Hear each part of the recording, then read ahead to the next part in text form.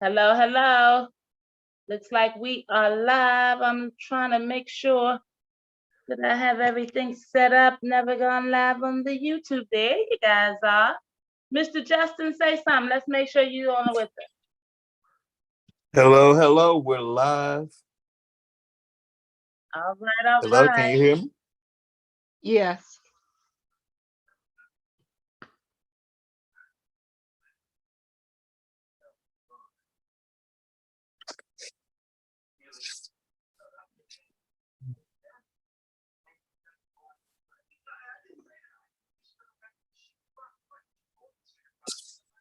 I have no idea why it doesn't have my picture and it has your picture and Justin's picture and It has your logo.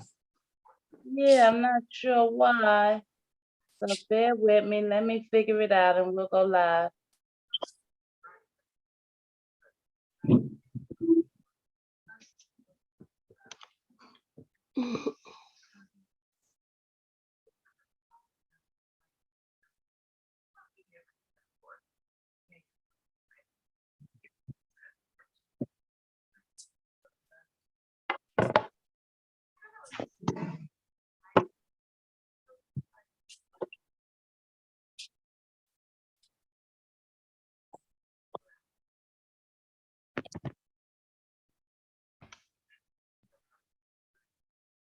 Well, I got you, I got Justin, and I don't know why I don't have the camera. So.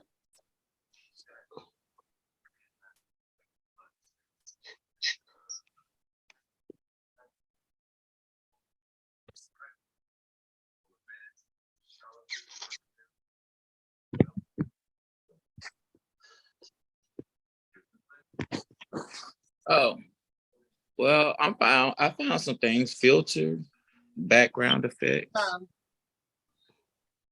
Background scope. Let me see if I can figure out how to change that. And this is the reason we need somebody for media.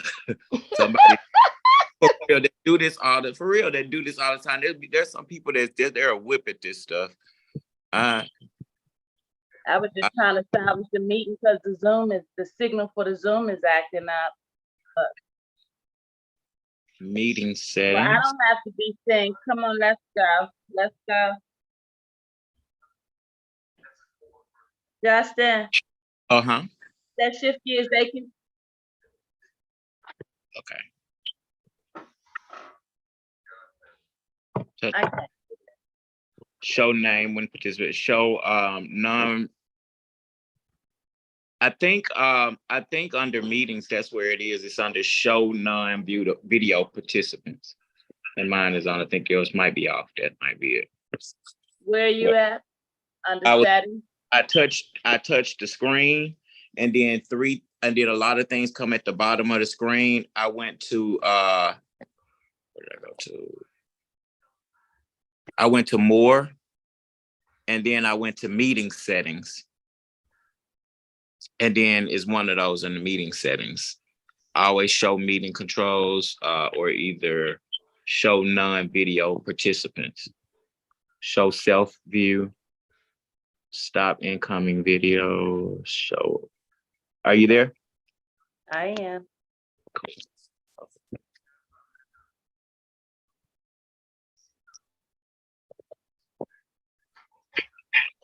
I don't know why. Yes. I thought I had it. I am, but it's not showing me.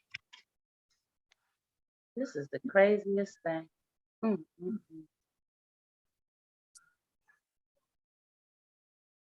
Tell you what I'm gonna do. Go back to the original plan and just tape it. Mm-hmm. Yes. I'll do that.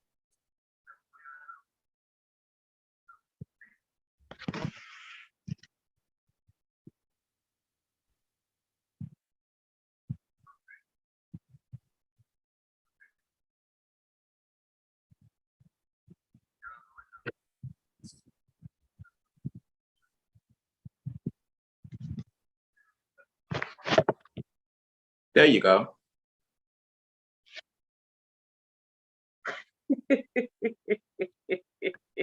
Figured it out. No, I don't. Is Ann, are you on? Yes. Okay, great. Let's go. Let's go. Welcome to the Palms Up Show. I tell you, we are coming to you live this week. We appreciate your patience. I'm going to try to share this feed.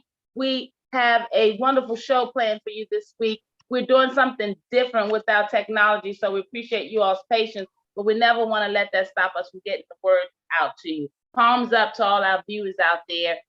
We appreciate your patience. Tonight's show, we're talking about calling out corporate and systemic enslavement practices in our healthcare.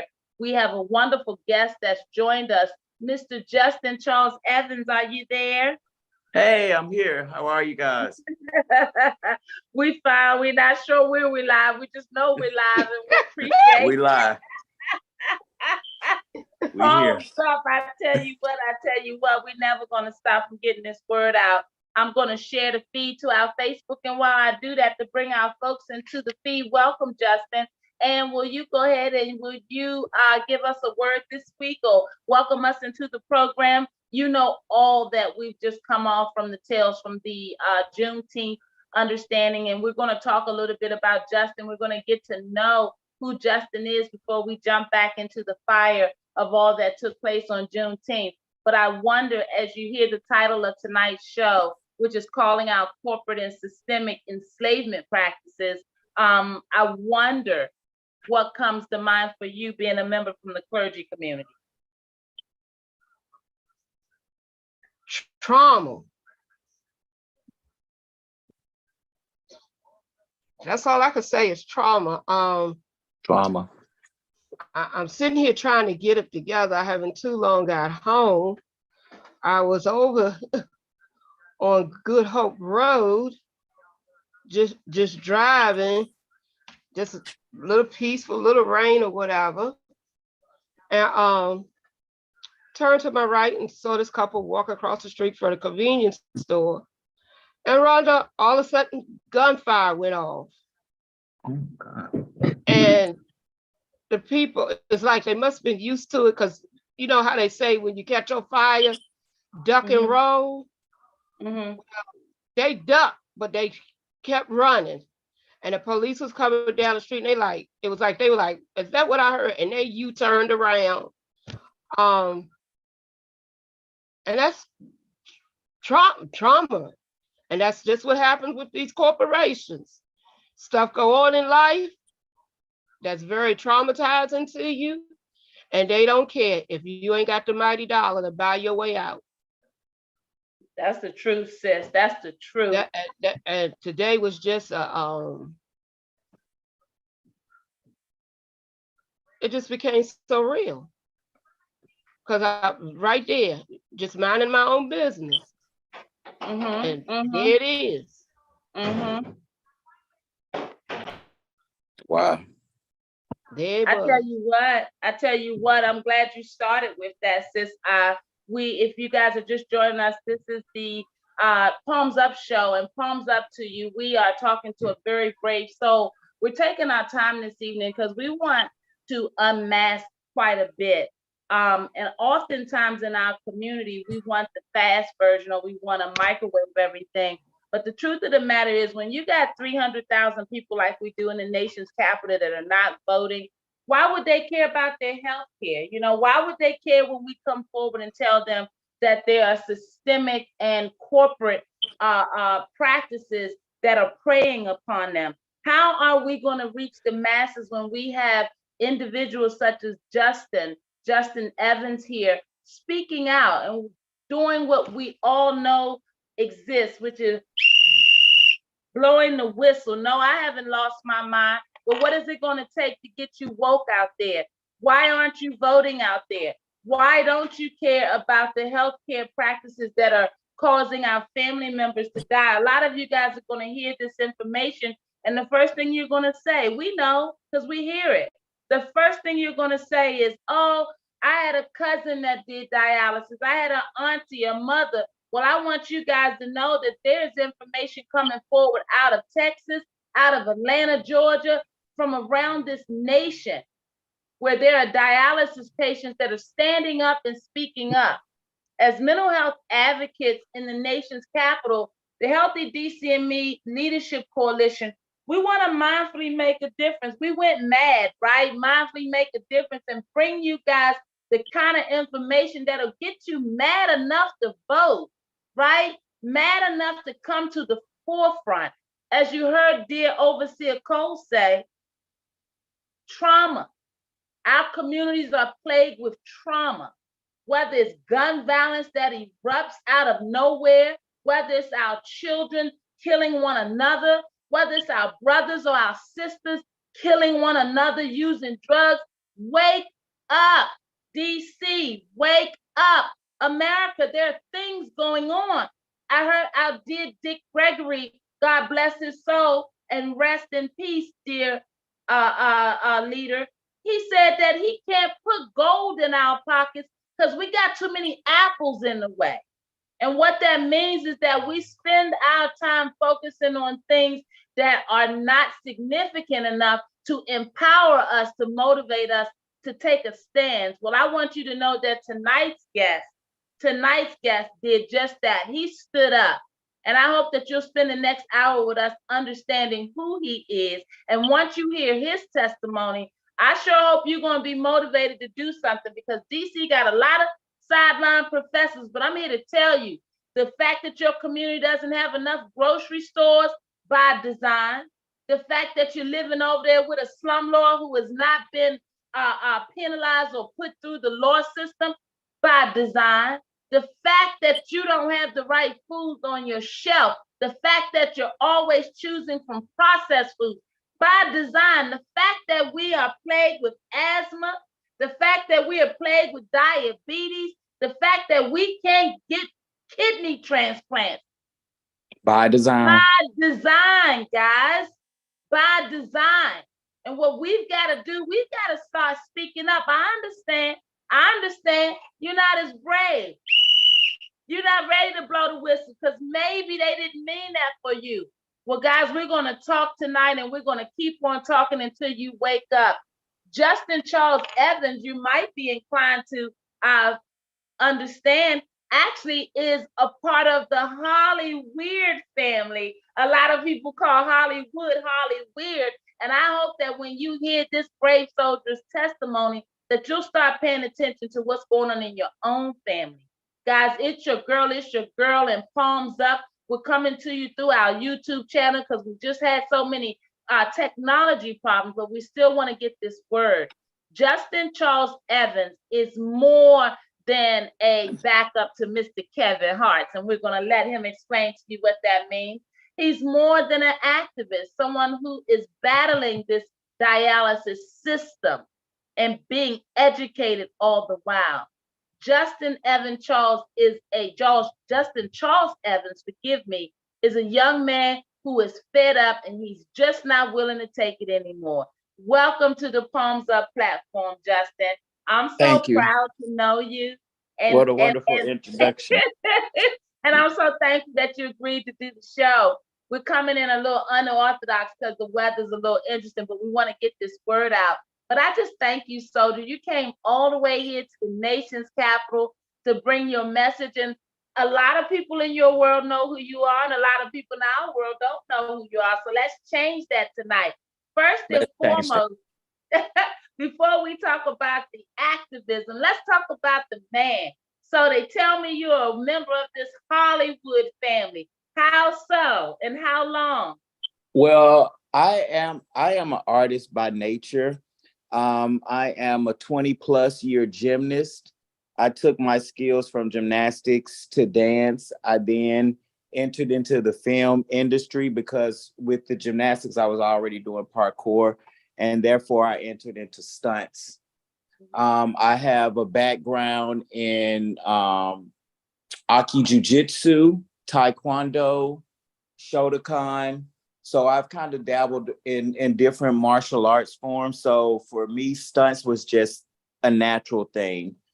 I have been doing stunts since 2013.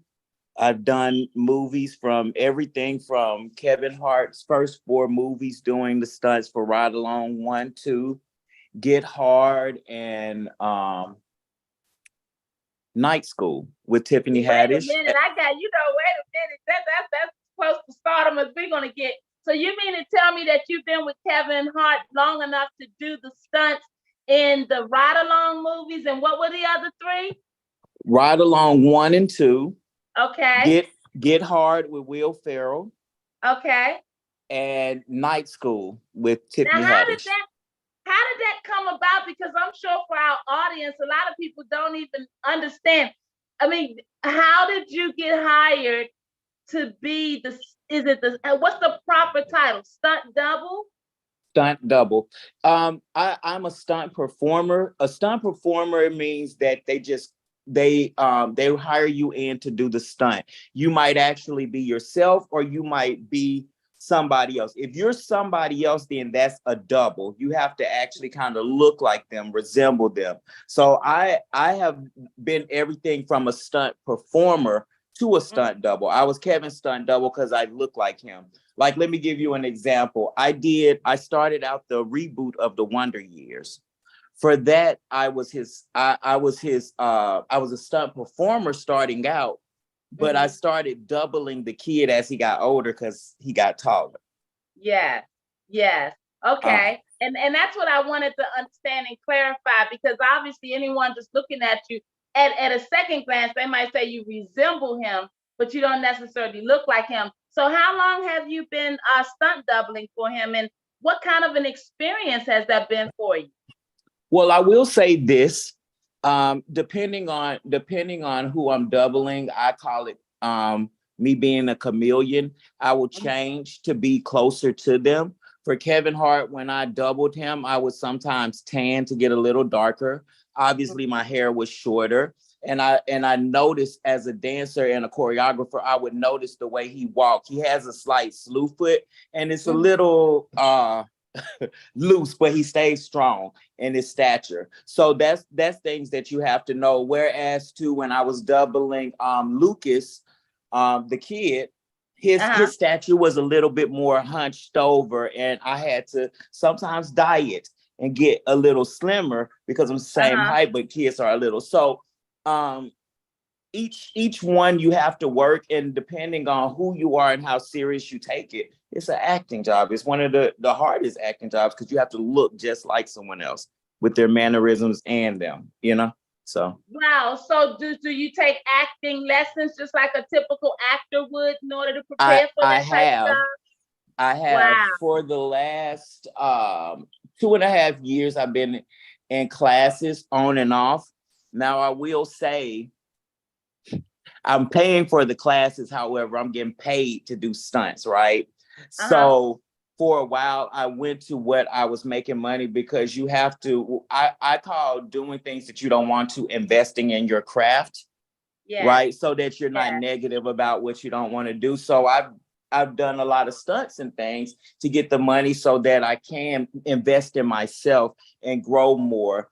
And at this point, I've been able to, the most I've used my acting skills for has been doing interviews and talking. Like when I survived the cruise crash, or went up, to Washington. And then again, now it seems like, all those things are being used for this, to be able to prep, because I'm so used to using my body that using words is just, another language. Language. I'm used to using pantomime in my body, so. But I mean, I would imagine that even though you are a stunt double and used to using your body, I imagine there are perks that come along with being in the industry. Can you think of any perks before we start talking about what, other things might come along with being in the industry? The perks for coming along in the industry is seeing my dreams come true. I was just talking to somebody about a lot of the movies that I did, or a lot of the people that I've met were people I wanted to be or meet when I was a little kid. Like I can give you an example. Mhm. When I did an episode of the Wonder Years, my coordinator was an ex Power Ranger, and when I was a kid, I love Power Rangers. Or when I Right. was in the car driving the Corvette for Kevin Hart, I was in the car with Andy Gill, who was the stunt double for Knight Rider. Wow. You know, so Wow. that's a legend. Meeting Lawrence Fishburne, it was unimaginable, because I've just watched so much of him, and for him to be just such a real person. He remembered my name, and beyond that, made an effort to speak to me every time he saw me. So just things like that mean way more to me than anything. Is there anybody that you haven't worked with that you'd like to work with? Anybody that I haven't worked with that I would like to work with? I mean, because obviously you look like a dead ringer for Kevin Hart, right? Mhm. But then I know a lot of actors, they get worried about being typecast. So Right. God forbid if Kevin didn't, if he wasn't doing what he was doing tomorrow, where do you see you gravitating towards in order that you stay, employed? Are there others? Well, honestly, after kind of popping around in the industry, because I have done stunts, but I've done stand-in, I've helped the PAs, I've learned the back. So I think directing or producing, kind of creating my own story would be the next place I would go. And meeting people like Will Packer and Dion Cole, and just like Dion Cole, I was kind of there watching him. I did Black and Blue, and I did one scene for him as a no, that was the second one. I did a show for him, and I ended up on what is it, House Next Door with Cat Williams and Lil Duval, and it was some little kid. He's famous, not to shirk his name, but I forget. But anyway, I doubled for all three of them. Oh, okay. All three? Yeah, so I was able to do that. So when he saw me on Black and Blue, he used me as a stunt double, but he gave me an acting role in Black and Blue. And I just kind of see how he always kind of give back to our people. And I would want to do that, Awesome. That's awesome. Guys, it's your girl. I hope that you guys are in from this awesome weather that we're having. I tell you, we're talking to a beautiful soul, Mr. Justin Charles Evans on the Palms Up Show. Justin Charles Evans is actually a stunt double for Mr. Kevin Hart. And as you heard him speaking, he's had occasion to be able to do so for others. And we're talking to Justin because Justin is not only an actor or someone who has access in the Hollywood community, he also is an activist and a fighter and a whistleblower for dialysis. Hey, Justin, come forward and help us understand, when did you decide that you had to speak up and say something about your health concerns? Because I would imagine, working in Hollywood, you don't want to do anything to rock the boat. Well, honestly, I've spoke up for myself from the beginning. Mm-hmm. However, I've done it in a way that it was kind of like, okay, if you just let me pass, then I won't say anything. I won't rock the boat. If I can kind of continue to hone into my career, which is what I loved and what I wanted to do, then I wouldn't say anything about the negligence. Let me just at least survive enough to continue to build my legacy, and then whatever happens, happens. I think I built up enough courage to say something truly after coming to Washington, after going to the 8th Ward, and after seeing somebody who looked like me that didn't have the luxury of getting out of those horrible situations like I did. That was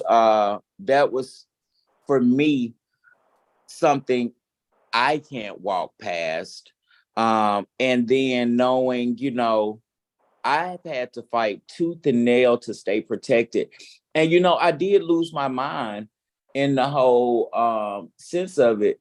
That young guy, he had nobody. I mean, I had people circled around me. So that was a real life moment that I didn't realize people were going through. And that was when I just said, it's bigger than me. I mean, I died in October from cardiac arrest after begging them to do something.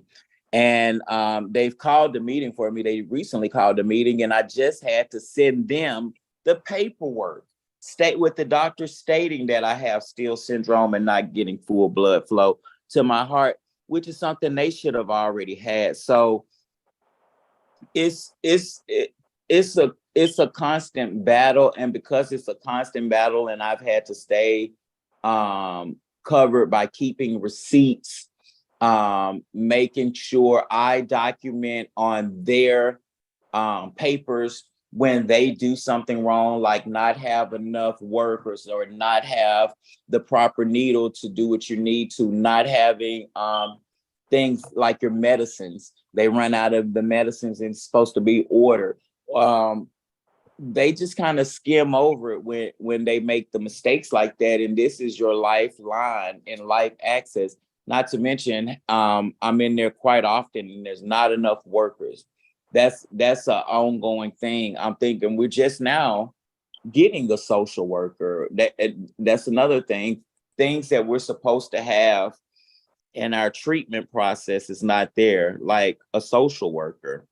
If you're a regular person and you're doing your day-to-day life, and you have to be thrown into dialysis, that first of all, that's trauma, PTSD.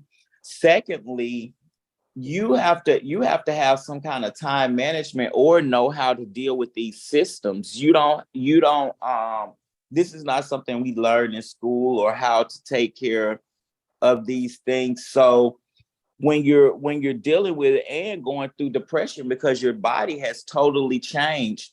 And this is the thing too. I know I'm finna ramble, but I'm finna go back to what you started with, where you said our people know we go to dialysis. I did not know what dialysis is. So to vividly tell these people what dialysis is, I go there, they stick a big needle in this part of my port. It goes in and it pulls blood in from my heart into the machine, and it goes all the way, filters through the machine and comes out. They do that until they pull every drop of your blood out. During the filtration of pulling out your blood, it is also pulling out the toxins, i.e. urine or piss. People don't realize that. You don't even piss anymore. So let's talk about that. That's a shock in itself that nobody had this conversation. Nobody had that conversation. Things that that you're embarrassed with, like phantom urine, I guess you would call it, where you feel like you're going to pee but you're not peeing, or the bleeding that happens that nobody's just talking about. These are the nasty, harsh things that people like, oh, grandma don't want to go to dialysis today. Grandma's in there being abused, and nobody believes her because we have to go there for our health. Okay. So I let you talk for a minute because I wanted people to get the gist, and I wanted people who are just joining us to have the opportunity to settle in and understanding that even though you work in the Hollywood arena as a stunt double for Mr. Kevin Hart, you have real life circumstances going on. And I'm glad you stopped to get something to drink, because I wanted to give you a chance to come up for air, because I know that this is a very passionate topic for you, as it should be. And you touched on something. You talked about what dialysis is. Many people, they just don't know what dialysis is. And as I look at the rain as it pours and the thunder goes on outdoors, I think about how many people who are familiar with dialysis are going through, and they're feeling as if they are alone. So I thank you for being brave enough to come forward. I want to share a couple of tidbits with our audience because I don't want to assume everybody knows what dialysis is. Guys, I'm reading from the PSA website, mitv.fyi. That's all you have to put in to pull up the website, mitv.fyi. Guys, we are educating you. I'm talking to Mr. Justin Charles Evans, who is a stunt double for Kevin Hart. Justin, as you heard him speaking, he was talking about the reality of realizing a dream of his. He was also talking about the reality of having to go through awful circumstances in his dialysis. We're going to break it down for you. One of the things that he shared, which is very surprising to me, and I want to jump into it, is that not until he came to the nation's capital and visited a gentleman in the Ward 8 area of the city as we introduced him to our Woodbury Village community, because we wanted to show our Woodbury Village citizens support and the fact that what they're going through in their community, it's no different than what a gentleman from Hollywood following his dreams would also be facing, because guys, systemic and corporate enslavement practices are very much in place. And it's Amen. time that we get educated. Now, those of you that are dealing with challenges in your community from slumlords, those of you that are dealing with realities in your instability in your housing, your food stores, our health care system, these are designed to keep many in the minority populations down. And we're not just, this isn't just a speculation. Guys, there's a movement that's starting and it's coming our way. They stopped by the nation's capital on Juneteenth, June the 19th. You can go to our feed, www.healthydcandme.org, and see the video language. We're going to Congress. We're supporting this movement because there are too many Washingtonians just like Justin, who, let's talk about this dialysis for a minute. If you won't vote, then maybe you will wake up and pay attention to the low standards in your health care, in your living, in your eating, in your dying. Guys, the guns keep going off. All of this is by design. And so I want you to understand Justin's story from a dialysis standpoint, because all of us here in the nation's capital know somebody that knows somebody going through dialysis. If you pulled up that site, mitv.fyi, if you pulled that up and you see they're asking you, are you feeling the ABCs of your dialysis care? What are we trying to say to you? We're saying that there are many, many citizens in the DC area and across this nation that are feeling abused, they're feeling broken, they're feeling cheated, just like Justin in their dialysis care. And I need you to know that we come from all walks of life, and that is why we're so, so proud and honored that Justin will share his story. Did many of you know that kidney dialysis is the process of removing excess water, solutes, and toxins from the blood in people whose kidneys can no longer perform these functions naturally? Okay, let's get educated. Many of us hear people talking about dialysis, but we have no idea. To pull this excess water and these toxins from your blood, it takes a series of things. It takes a committed staff. It takes the right tubing. It takes the proper medications and oversight. And so when we have a dominance of providers that are caring for our citizens, and what I mean by that, there are two main providers, DaVita, which many of us in the DC area are familiar with, and Fresenius. They are the predominant providers for dialysis. There are many citizens that are coming forward. If you go to the website, mitv.fyi, they are alleging and questioning the practices of DaVita and Fresenius. I want you to understand something. There are many that say that they're making profit off of the citizens by not treating them properly. Justin is just one of many who have come forward to do what? Blow the whistle. And I need you to know out there, blowing the whistle is more common than not.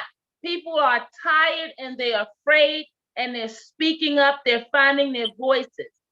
Did you know that kidney disease affects approximately 14% of Hispanic adults, but non-Hispanic Blacks are 3 times more likely to develop kidney failure?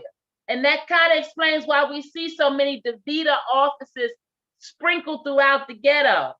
It says it's believed that African Americans are more likely to have an increased prevalence of chronic kidney disease risk factors such as diabetes, high blood pressure, and poor accessibility to sufficient preventative care.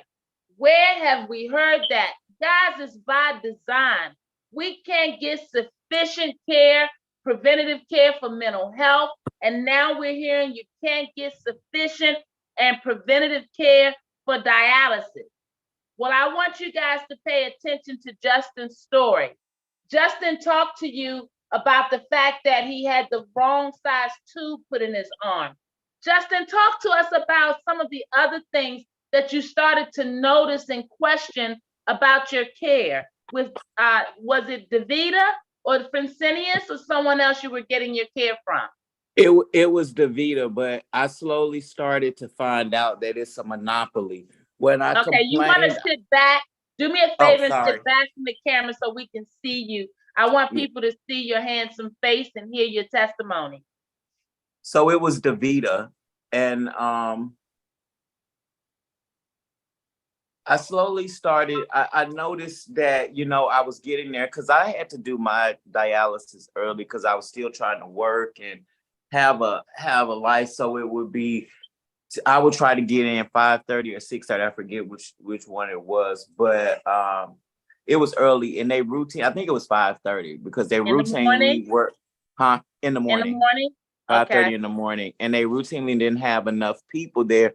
And by law, you have to have so many techs or so many nurses. So if they didn't have enough people, they would sit you outside or this and that. And then that would turn my whole day into being late. And they would say, well, if you, I couldn't do it. Then they would say, well, if you have a problem, go to the hospital. And after saying that for so long, I'm like, well, aren't taxpayers paying for our treatment? And then you're saying to go to the hospital, so they're double paying. So somebody kind of pointed that out to me, and I wrote a letter to Senator Isaacson kind of telling him because nothing was happening when I got in touch with Guest Services, which is a part of the DaVita company. So I was telling on them to them. And so when you talk about Senator Isaac, you are out of the Atlanta, Georgia area. So yes, Georgia. Someone in Georgia. Mm-hmm. Okay. And he's now passed away. God rest his soul. He's passed away a year ago. But at that time, he was the senator. So I wrote him. Mm-hmm.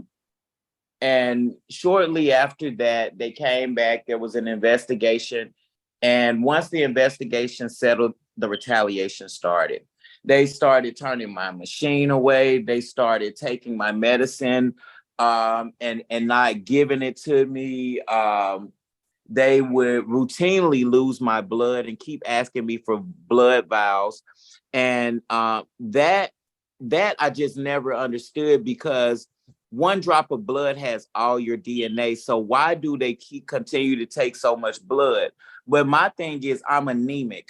So you can't just be losing my blood on Wednesday and then, well, it wasn't Friday because they don't do it. It would be, they lost it on Monday and then asking for another vial sample on Wednesday. No, my answer is no, because you've already got that. And then it had gotten so bad that I was standing up for myself. No, you're not taking it. So I went in there one day and they asked me for a blood sample and I said no. I proceeded to sit down and she was like, no, we didn't get your blood the other day. You're gonna do. I said, yes, you did. You're not taking it. At that point, that's my body and that's my right. So I sit down and she's supposed to stick me to cannulate me to start me on the machine. She sticks me and she goes to stick a tube in there and take my blood. And I said, no, I told you not to do that. She said, you're gonna sit here and you're gonna shut up and I'm taking your blood. I said, no, I am not. I told you that I did not want to do this, and you're still doing this. And she said, well, that's perfectly fine. You shut up. And then she went over. She then proceeded to call the police. Later to find out, they had already told her, if Mr. Evans is any problem, just call the police. So I said, oh, at this point, I get on the phone with Arlene. At this point, I had met Arlene and Okay, let's stop for a minute because the public don't know Arlene, so I want to give you time to breathe. And I want you to come back off that camera so I can see your face. Mhm. You get going and you get right up in there in personal. Mhm. So let's talk about it for a minute. I want to slow it down for a minute. You were protesting the fact that you felt like they were taking your blood unnecessarily. Because I'm 1 in 3% in the world. I'm AB positive, meaning my blood is the universal plasma donor. So but my blood is. Did you know that already when you were questioning the process, or had you been later educated about that? Well, I got later educated after I realized that they did a similar thing to this lady Henrietta Lacks that went in for cervical cancer, and they're still using her DNA cells to heal people to this day. Okay. So stop for a minute. I'm gonna keep stopping you because I want to make sure our audience follows along. Guys, Justin is dropping some real pearls, and palms up to you out there if you're already familiar with the Henrietta Lacks story. If not, I would challenge you to do some education. Justin is speaking to the fact that Miss Henrietta Lacks, who Mr. Benjamin Crumb is picking up her case to make it more notable. I believe they're pushing for a congressional medal. He was just here not even 2 weeks ago down at Capitol Hill speaking on it. Oprah Winfrey did a story about Miss Lacks' story, her life, and the fact that the government or the hospital industry stole basically her DNA, and we've used her DNA to cure cancer and many other understandings. Tuberculosis without her approval. And if you didn't know out there, as you hear Justin saying, it's his body. His body is his property and it belongs to him. Amen. But all too often we go in for medical care and we submit to the process. And many of us have testimonies where it didn't feel so right when we were getting that medical care. And so what you hear Justin speaking to is the fact that on dialysis, you've got to have your care pretty often. The average citizen has to have that care done at least 3 times a week. So what you hear Justin explaining is how he started to question his process when he showed up, how it started to become inconvenient. When he took it upon himself to write a letter to let the center know, and it was DaVita he mentioned, to let them know the type of services that he was receiving. And as a result, you hear him talking about retaliation and how they retaliated against him. And one of the things that was done is they called the police. So go ahead, Justin. When the police gets called, what kinds of things start happening and what do you experience from there? I became very anxious. I started feeling my heart beat very fast. I thought I was gonna have a heart attack, honestly. And because I thought I was having a heart attack and I was already, the needles were in me, she was pulling them out. I told them to take my blood pressure. My blood pressure was like 200 and something over 140. So I could have easily had a stroke. By that time, the EMS, they were there and they told me, they said that this is a private owned company. So I had to leave. But the way that my blood pressure was, they couldn't take me home. So they took me to the ER.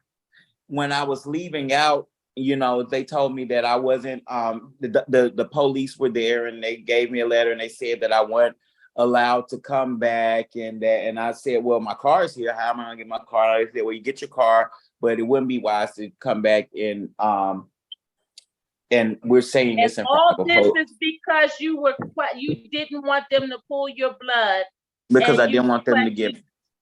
Well, no, at that point, I had turned them in, and they had a whole thing going on at that facility, and where Okay, they were let's break it down. When you say they had a whole thing going on, what does that mean for someone who might be at a facility? for someone who don't understand, they slowly started getting rid of all the Black workers. She had workers doing things that, like, they're stitching people, but those same workers are the people changing the trash, answering the phones, doing this. When you're doing something where you're medically you do that, because every time you do stuff, you need to be changing gloves anyway. You see what I'm saying? So you focus on one job. What else did she do? The opening up late, but by the time she got mad at me, which was the facility administrator, Rita, I guess we'll go ahead and say her name too. But by the time she got mad at me, she started doing stuff like taking my prescription away, like my protein bar.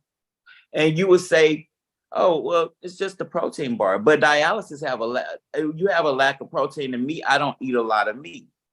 She would, I would oftentimes, because they would walk around with these big candy jugs and give you candy and say, oh, why don't you eat a piece of candy? They oftentimes tell you that eat a piece of candy while you're doing dialysis, because it'll make the dialysis go by easier. And it does, but your teeth rot out. And most of the people on dialysis already have diabetes. And I'm trying to keep my health in enough of a state that I could still work. So why would I be doing that? So when they figured out, oh, well, Mr. Evans, he wants his, because I'll come in and I need the Tums for the calcium, because I have a lack of calcium, and I always have to have a protein bar, and I get it from them. But I even come home and I still do a protein bar because I just don't have the protein my body needs. We had a problem with that, so much so to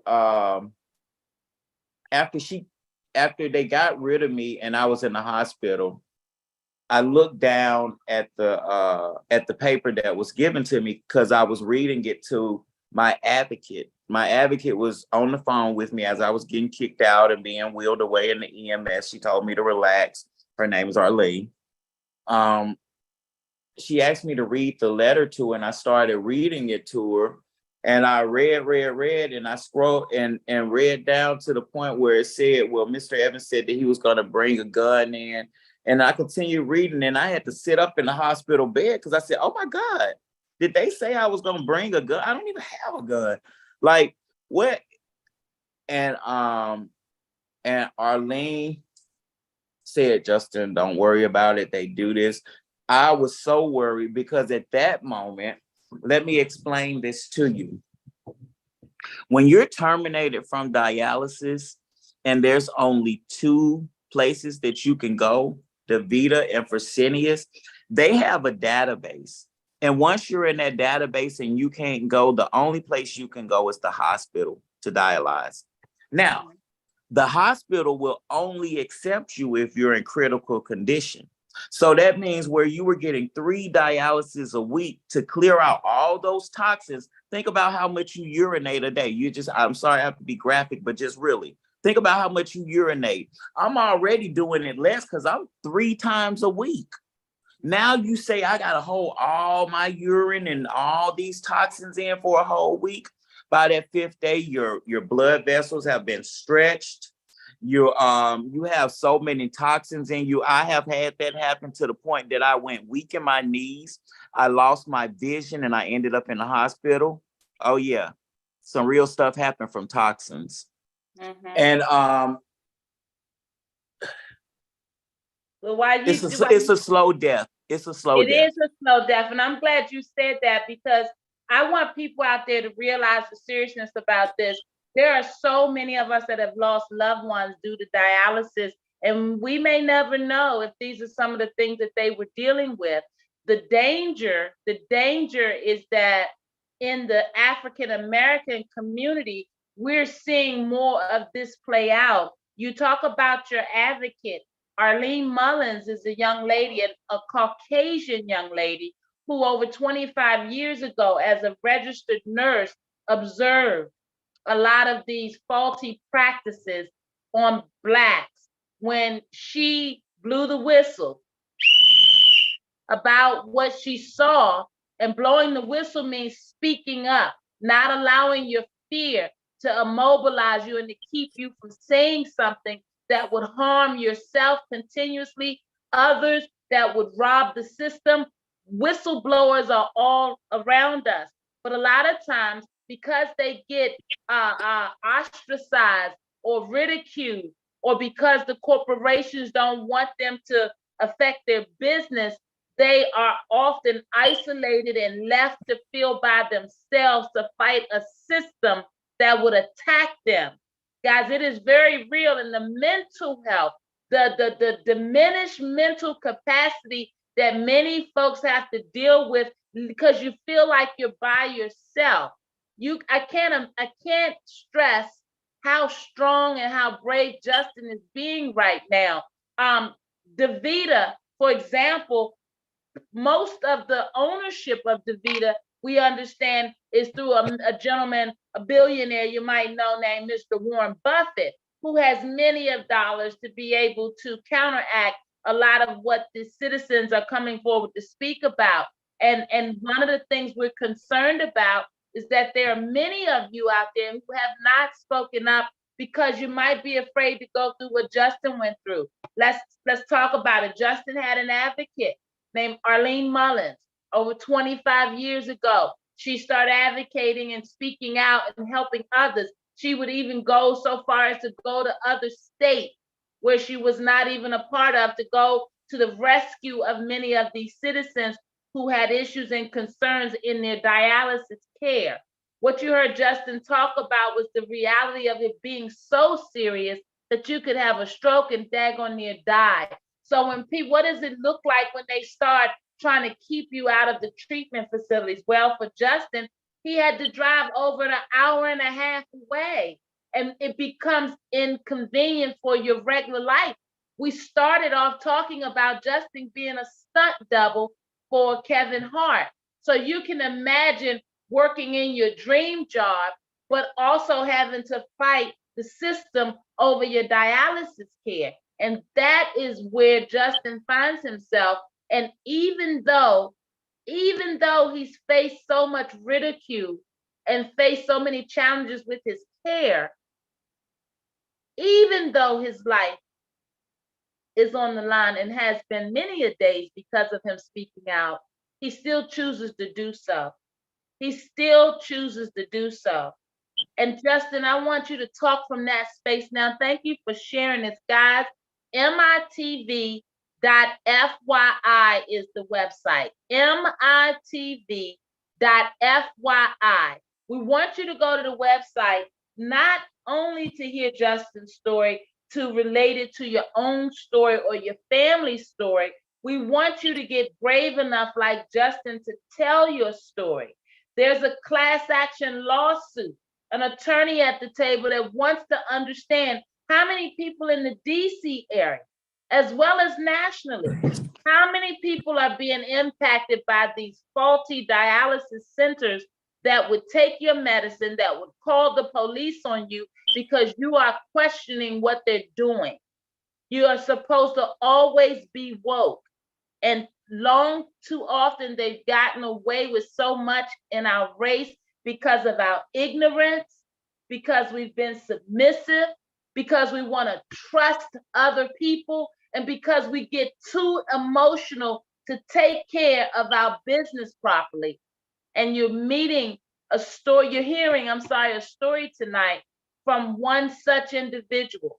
Well, he said no more, no more. He's speaking out.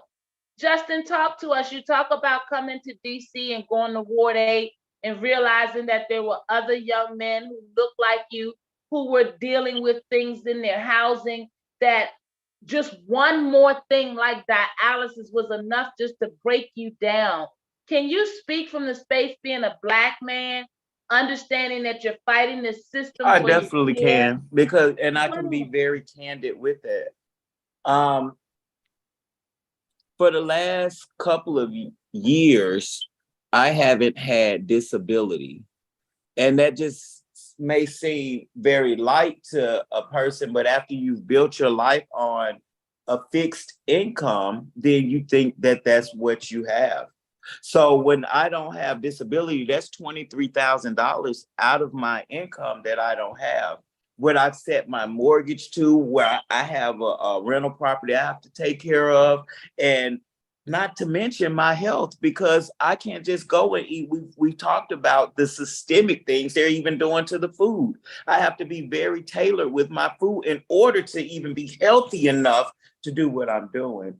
So when I saw him and I saw this man was walking around and his toilet had overflowed or something happened with water so much that when you walked, it squished on the floor.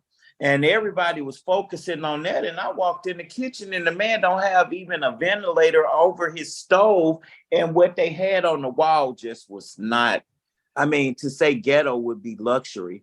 It was, I could not believe it. And then I walked back and I told him to come back and I saw his face and he just said, please, can somebody help? And I just lost it, because we're not even gonna mention the piss and the just being there with the dogs. And you know he needs to clean up behind the dogs, but you could clearly see the dogs was the only thing he had to love him. And I realized, like, when I first went through what I went through, and I wasn't really around people. I didn't even let people know because I was embarrassed of my situation.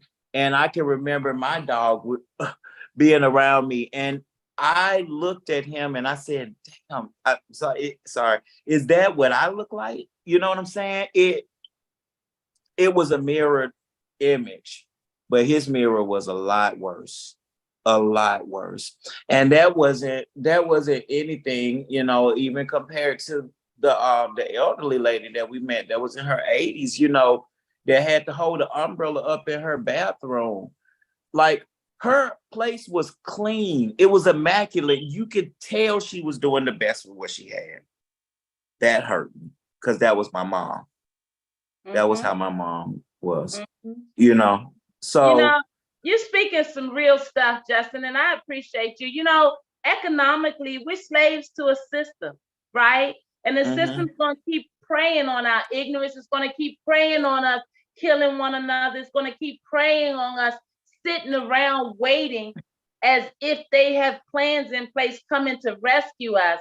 And you know, what you just said, the mirror image, whether we're in Atlanta, LA, Chicago, New Orleans, DC, you know, all these places where we subscribe to a system that is intentionally putting living standards, healthcare standards, economic standards low, keeping them low.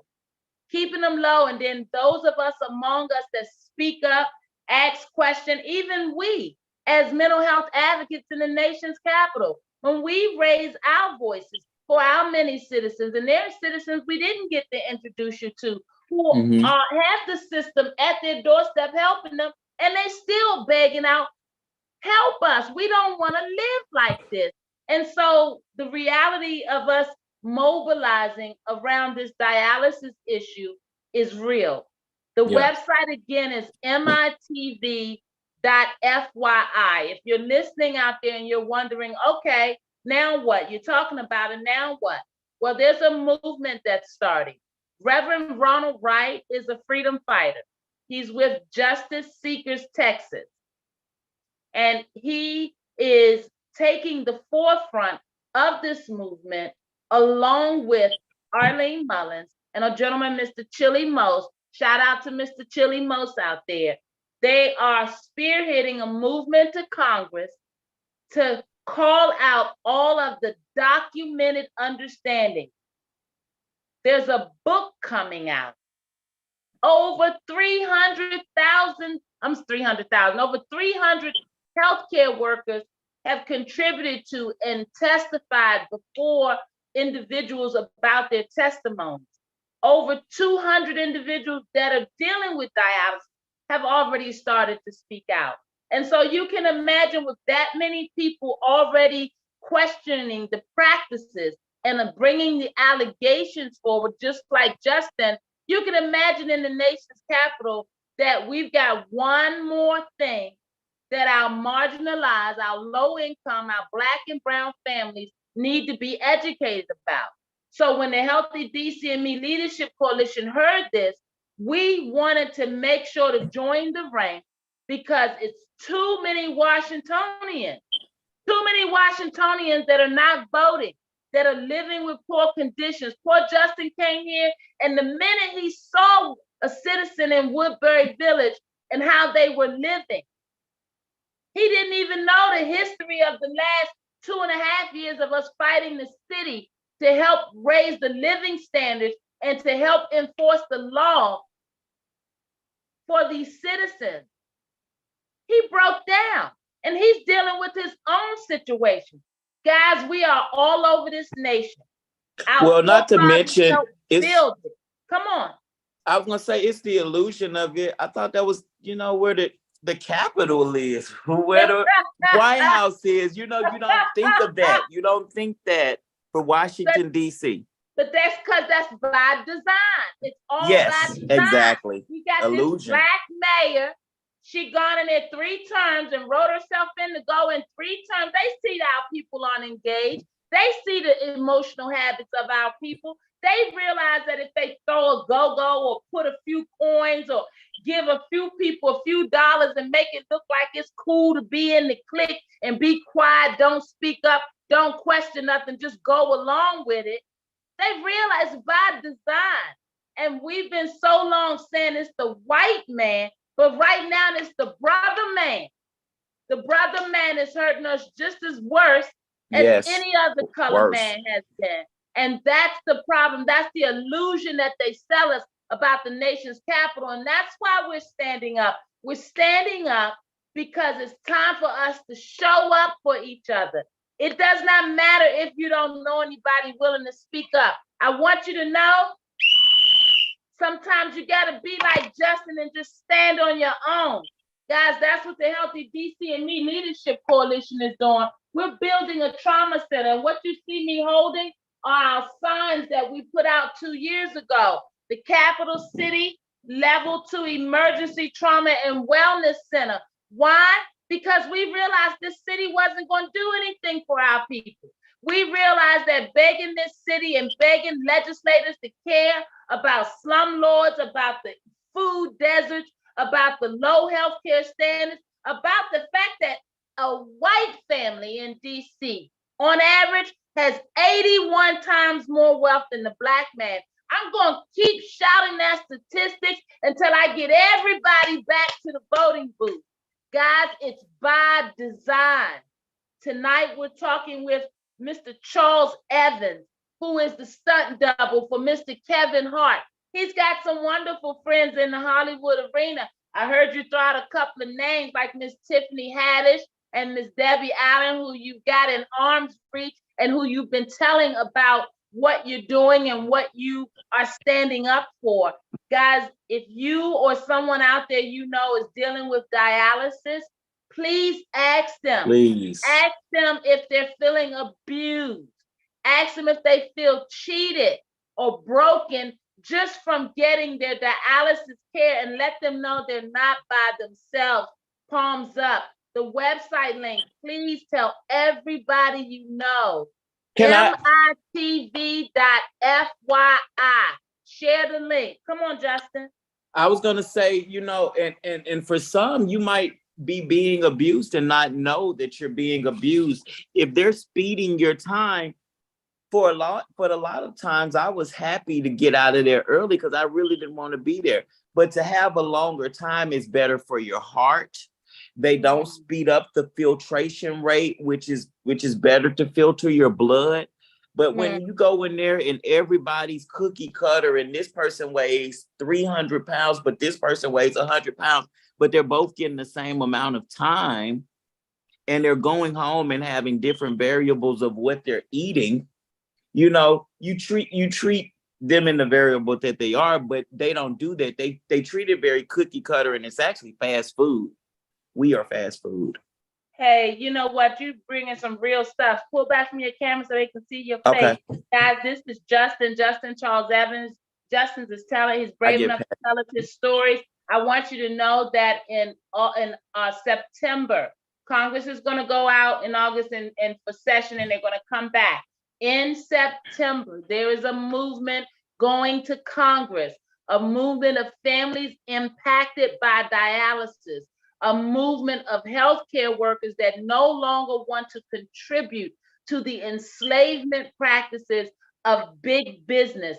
And alleged is DeVita and Fresenius. And we're not just pulling this out of the sky. Along with Justin having a testimony, in the state of California, when you go to the website, mitv.fyi, you're going to see that states like California have already started to look into the understandings of these allegations seriously. You are not by yourself out there. But I need you to know that in the Black and brown communities, in the low income, the marginalized communities, this is yet another thing that we're finding out. Never mind that we're graduating them from school to prison. Never mind that we are predominantly the ones dying from fentanyl and other drug overdoses. Never mind that we just came off a pandemic where many folks on dialysis had to struggle to get their care. Never mind that we're sleeping in the street. Guys, I need you to know that this dialysis thing is one more thing on top of the designed system to keep you living in low standards. And Justin is brave enough to come forward. Come on, Justin. Also with you talking about the design, there are better ways for kidney care to happen. Absolutely.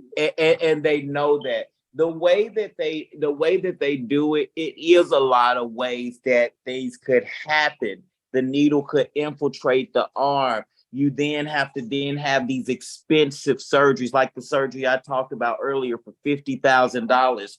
I will tell you, I have went every 3 months for the last 6 years and had that balloon procedure. And I didn't find out till he had to do it for free that it was $6,000. So that's $6,000 every 3 months that they bank on from me. And that's not just me. Every dialysis patient has that maintenance that they have to do on their graft or their fistula. And because I work in the industry, my arm has to show, I have to show my body. I sometimes even went more than 3 times every 3 months. I sometimes went more because I needed my arm to function. If you're doing things like lifting this, it pinches where it connects to the heart. So then you can get a clot. It's a lot of different things that can happen. I tell you, and guys, if you're listening out there, yes, we're the nation's capital, and nowhere more than in the nation's capital are politics afloat. I had one of the my followers on social media when I posted the promo for the show say, I bet he's a Democrat, and that's because you were in the picture with Mr. our dear late great John Lewis. God bless Congressman Lewis. But the reality is this is not a Democrat nor a Republican issue. This is not a political issue, and it shouldn't be, but it is. It is because there's big money involved, big business and big corporations. But at the end of the day, this is not supposed to be a Democratic or Republican issue. This is a humanitarian issue. This is a human. Diabetes affects all kinds, all races. But what we're seeing is that the negligent care and where the money is being made off is on families that look like yours and mine. Now, I want to talk about something that we didn't go into, and we may not have a lot of time to go into, but I am going to broach it. Yeah, there's a such thing as the black market for body parts. Mm-hmm. Yes, there's an understanding that if we got more Blacks dying, then we have access to more body parts.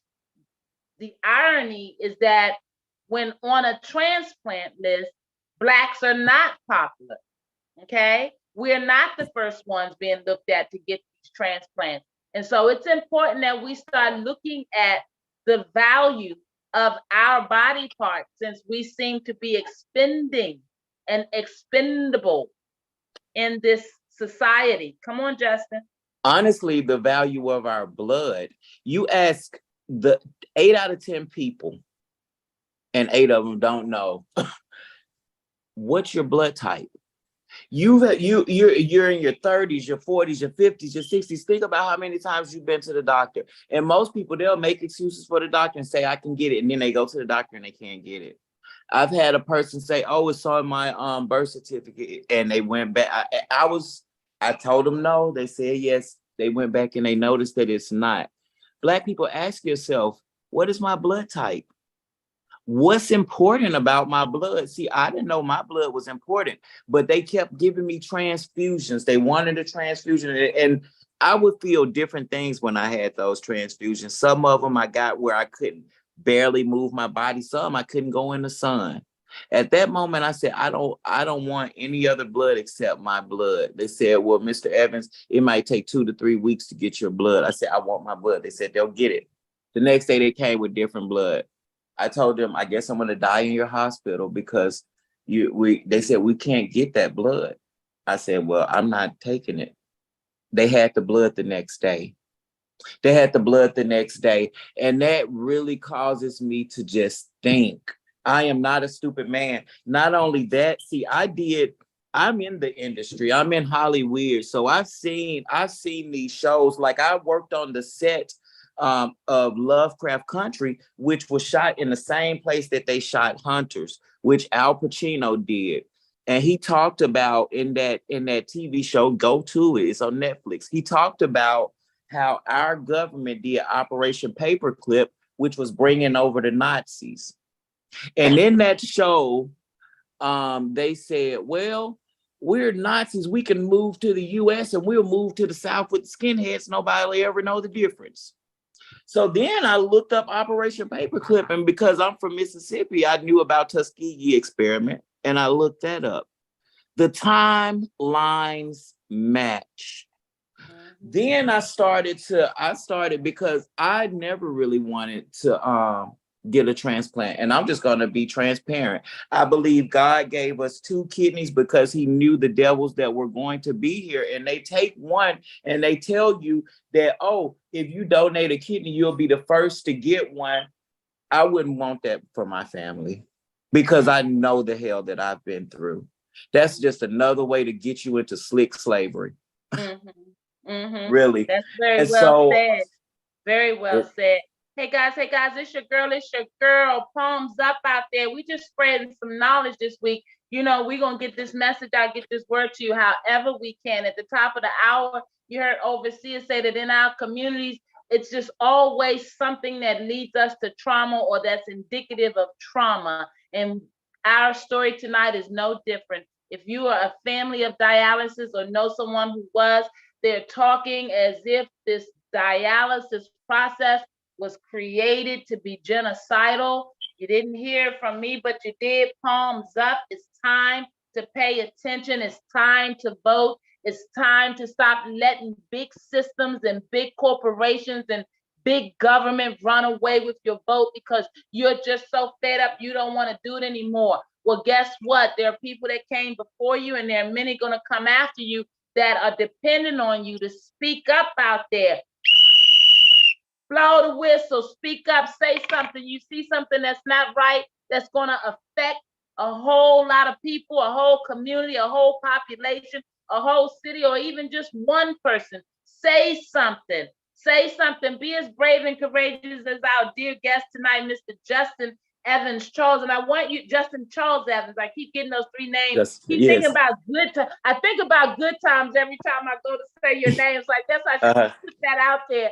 That Evans always just jumps out at me, and then the 3 names just sound so aristocratic, you know. So I love it, and I'm trying to do props to you. Hey, brother, thank you so much. Our dear brother is down there in Atlanta looking to start his own leg of activism, and we're going to be right there to support him. He's been so brave to come forward. Guys, we've been talking about some real stuff. Don't depend on Justin or the Palms Up show to know what's going on. Yes. I want you to know dialysis is the new systemic way for them to make $1 off of you. Dialysis is the new way to start to see a lot of Black and brown folks disappear. Guys, I want you to know Justin brought forward some information. He talked about whether or not you know your type of blood. Do you? If you don't, get on it. Find out. Find out the variances in the different types of blood. Get yourself educated. Justin also talked about Miss Henrietta Lacks and her daughter in the HeLa cells. Get some knowledge. You can Google, guys. All this stuff is at your fingertips. The RH blood being compatible with the O positive blood. Get some knowledge and understand that there is a whole system of folks making $1 off your very existence. Off your very existence. And I need you to know that Black and brown people have been through enough. Black and brown people have been through enough. One thing to add is the placenta. Come on. Come I on. said one thing to add that we don't talk about and is very important is the placenta. And they know that. How many people are having babies day to day and they don't want that? That's just afterbirth. But it's our what are they called? The cells. You're talking about the stem EGFR? cells. Stem cells. The stem cells. They're stem cells. They're all kinds of things that's needed.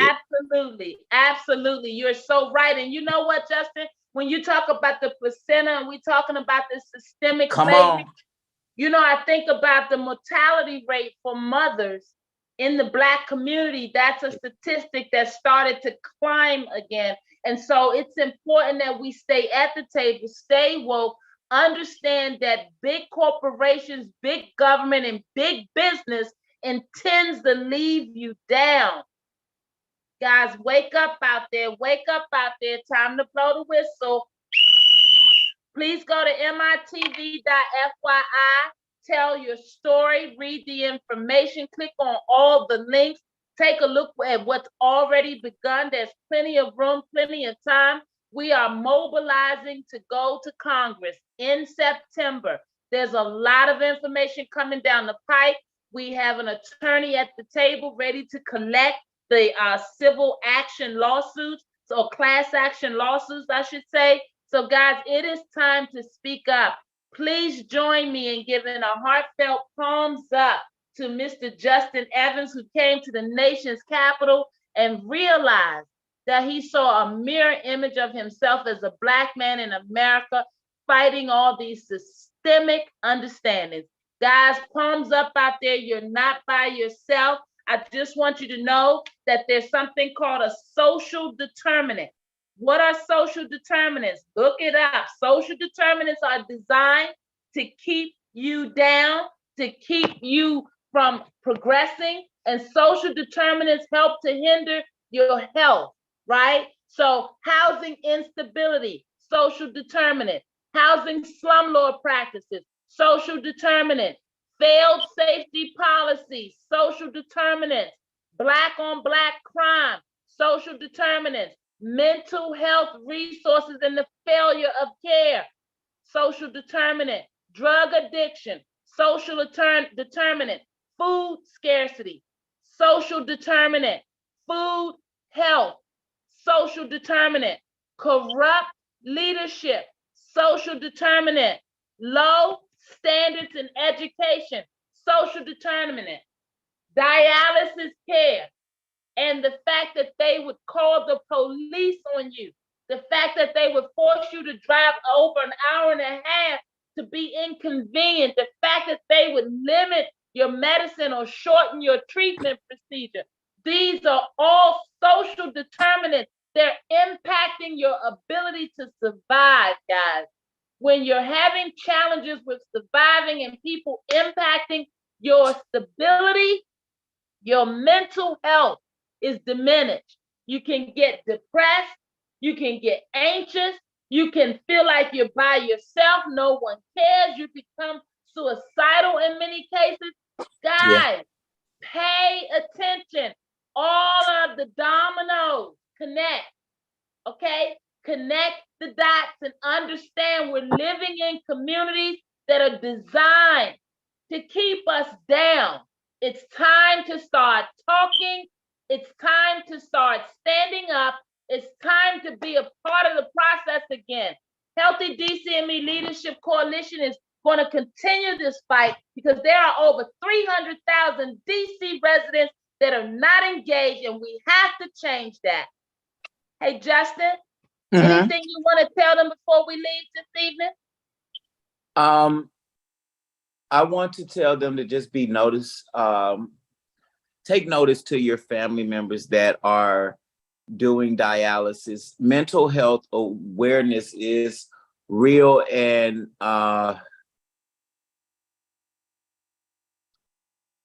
this battle with dialysis has been a mental battle out of everything, because there's a place where you have to find peace even throughout this. And if you can't find peace, I know this is gonna go there, but it's the truth. We have to just know that people can commit suicide because they don't want to live. And for somebody on dialysis, you're like, oh, they didn't commit suicide. They weren't at their levels. But I can eat 2 whole pizzas and I would die because it's too much potassium, too much phosphorus. And as we know, they use potassium to stop the heart.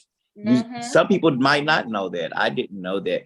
If you overload on potassium, that's how they kill animals. That's how they put them down. Same thing for a human. Too much potassium, you're out of here. So 2 or 3 whole large pizzas, you're done. You're in the hospital. So there's people that I've seen in this situation and they would not stop eating. And for me, that is a problem because first of all, it has to be an addiction if it's something that's going to kill you and you can't stop doing it. That's true. That's true. But they didn't see it as that because of that. It's kind of like if somebody is a drinker or they have a drinking problem, you wouldn't say, oh, just have a little bit. It'll be. But if somebody has an eating problem, have you noticed? They'll be, oh, just eat a little bit. It won't be that much. I've come to them and told them I had an eating problem. They said, oh, you look great. That has nothing to do with I'm eating something that's gonna kill me. And I find myself getting up in the middle of the night having these problems. And then when I have a heart attack or I have this, then it snuck up on me.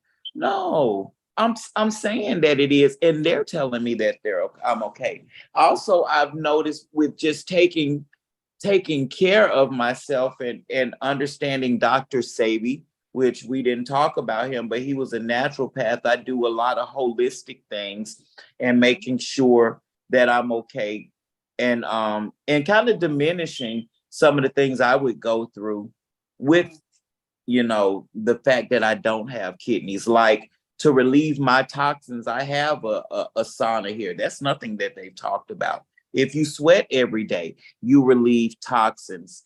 If you're sitting in the sauna, you relieve toxins. If you stay from getting angry or anxious, you relieve toxins. Wow. I can know sometimes if I have eaten too much and I have a really stressful time, I would get cloudy. My knees would feel my legs would get kind of weak. I would get lesions and stuff that would come out. So stress is a killer for dialysis because apparently you relieve your stress toxins through your urine, and dialysis patients don't do that. Wow. Guys, palms up, palms up. We could let this show go on and on. I have been very relaxed because I don't want you guys to feel rushed in getting this very necessary information.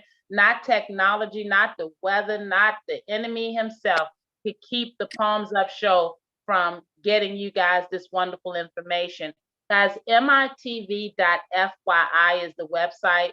We'd like for you to sign up, but better yet, we'd like for you to share the link and let others know.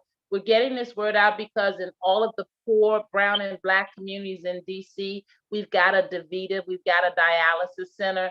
We've got to start asking some questions and speaking it up. And if dialysis is not something that can bring us back to the table and get us talking, then guys, I don't know what would. I mean, killing one another, seeing our babies commit carjacking, understanding that the drugs are on our street and flooding our communities, watching the mayor be dismissive with citizens over at Marbury Plaza, asking and begging for her to care about them. Guys, nobody's got a plan that's running to save us. So we got to do this ourselves. And when we have brave souls that come before us, Justin is so validated and committed. He's coming out of Hollywood. He's got his own battles to fight, but yet and still he came to the nation's capital on Juneteenth to make certain you guys knew that this is real. So there is a movement. Please go to mitv.fyi, join the movement, share the feed, tell us your story. If you're a healthcare worker out there, we need you blowing the whistle, because we know you guys see a lot of things, and you can be anonymous if you like. The Reverend Ronald Wright from Justice Seekers Texas is involved. We've got Miss Arlene Mullins, who's the mother of the movement, and Mr. Chili Most spearheading it. Guys, you want to get involved. This is something else, yet another thing plaguing Black and brown and low-income communities, and we can do something about it. We can stop big pharma, stop society push to keep us down as a community, and we can stop the beration of our body parts on the Black market, because it's all connected. If we stay quiet, they think that we are ignorant, and it's time to change the status quo. It's your girl. Palms up out there. Thank you for sharing the feed. Thank you for being so dedicated to following our message. Thank you for making sure that we have a group of woke viewers and followers, because it's time, DC, it's time to heal. Hey, Justin, June is National Men's Health Awareness Month, and I want you to know that I'm so honored and humbled to have met you during the month of June, but most importantly, just to know you. We support you. We're going to take it all the way with you, and I can't wait. I cannot wait till September to raise all kind of HELL down at Congress on your behalf, and so many. Let me ask you, when we go to Congress, are we going to do another press conference in front of the Capitol, or are we going to be in there? Both. They tell me that the Honorable Maxine Waters is very much a supporter. I believe Kim Porter is another congressional representative that we have, and we're going to keep going down the list until we get enough of them, just like you getting them in Hollywood to stand with you. We're going to get them here at the congressional level to stand with you. I can forget our local leadership, because they're so afraid that their nonsense is going to be called out, but we are definitely going to be standing with you. Yes, we're going to do a press conference in front of, and yes, we're expecting to go inside. Now, what that looks like on the inside, not 100% yet. That's what they're in the background mapping out now. And so this time it was the kickoff, and we do know that the documentary was being filmed, so we saw a lot of that. We do also know that, like I said, the book is coming out with a lot of the testimonial language and things of that nature. I do know that in California, the lobbyists have already started to push for the legislation that's going to support more of the same practices. And I do know that come September, the timing of us going there is to counteract that legislation. So I would advise everybody to go to mitv.fyi, sign up so that you can be on the list to get the update. And as soon as they schedule the press conference date, everybody that's on the list is going to get that information first. So this is us being proactive. Right now, what we want everybody to do is get educated. Ain't nothing like showing up to do something and support something and you don't know what you're talking about. You got time to go look at the Henrietta Lacks movie. You got time to go and understand what Justin is talking to you about in terms of what's a normal treatment process and what's not. Also, it's time for you guys to look into the fact that this dialysis might have been genocidal. Actually, when you just said that, that made me think. And why don't we do like genocidal links? And I can give you just my, because I like to have resources and receipts. And I can give you all of those, and you can put them on there for the people that want to come on MITV and FYI. And you don't have to even search. If you really want to know the information, like the way they. You're right. Go ahead. then Information they right. can go, they would, you just go there, because a lot of people don't even like to do the work, really. They don't like to Eh, do the work. They don't like to read. And that's They why don't. we got to stop pacifying our citizens. And that's how they're getting over on us. They build their practice and their processes based on our habits. So I'm not willing to Yes. support lazy habits when we talk about saving lives. So Yes. first step, share the link, mitv.fyi. Second thing, spend some time, read the language. If you want more information, if you want these links and this information that Justin is talking about, sign up. Sign up. There's a place for you to sign up to go with us, to be a part of us. It's time to hold you all accountable. Lazy habits are getting us dead. Did you hear what I Yes. said? Lazy habits are getting us dead. Start speaking up, showing up, and start asking questions. Hey guys, it's your girl, Palms Up. We can sit here with Justin all night, and he gonna have us here all night because you see his beautiful heart. But I need you guys to know, don't leave Justin hanging out there. Don't leave the many, many folks like Justin hanging who are putting their lives on the line to come forward and say, hey, we can do this differently, but first we got to get educated and we got to come together. Guys, it's your girl. I'm asking you to use your power out there for good. Share the link, make sure it goes viral. mitv.fyi, go get some knowledge, but more important, stop there and sign up. You start signing up, then we know you want more information and we don't have a problem feeding you. But you gotta make a decision. You gotta decide that the ignorance stops with you. We can all grow and learn and mobilize together. It's your girl, Palms Up. We went way over, but it was necessary. I think we lost our overseer somewhere in the process. Overseer? She's there. Is she there? She's on mute. She's Yeah, been I'm here. awfully quiet. You know what? You know what? In this new format, I don't see you. I tell You you, gotta when you have scroll to close over. out words, you've been so quiet and we've gone so long. What you hearing and what you want to say as we leave here? Y'all, it's real. This ain't no joke. Please educate yourselves. I know you know somebody that's dealing with this dialysis. It's life or death. I'm telling you from experience, because I dealt with it with my parents and my uncle. It is nothing to play with, y'all. And we got to stop leaving it in other people's hands. We got to put it in our hands and educate ourselves and help each other and break this generation curse that's taking place because we depend on legislation because we want to sit on our butts. Hey, that's You real. know, Palms Up. we built We are the blowing the Capitol. whistle. We are blowing the whistle here in the nation's capital and across the nation. It's time for us to show up and do something different. HealthyDCandme.org. Spell and out. Go to the website. We're building a standalone trauma center, and thank you, God, for the knowledge about this dialysis so that we can build a clinic that is forward thinking. You want to be a part of forward thinking in your health, which is your wealth. Join the Healthy DC and Me Leadership Coalition. Time to blow the whistle. Hey, Justin, thanks so much for doing the show. Palms up to you, soldier, down there in Atlanta. Thank you, guys. mitv.fyi. Make sure you check it out. We'll have more and more information on there for you. Amen, amen. Hey, Justin, you know how we do. We'll be talking offline behind the scene. Keep up the fight, and you know where your soldiers at, so you just let us sister. know. All I right. love you. Thank you. Love you more. God bless you. All right. Bye. All right, overseer. Bye. Bye-bye.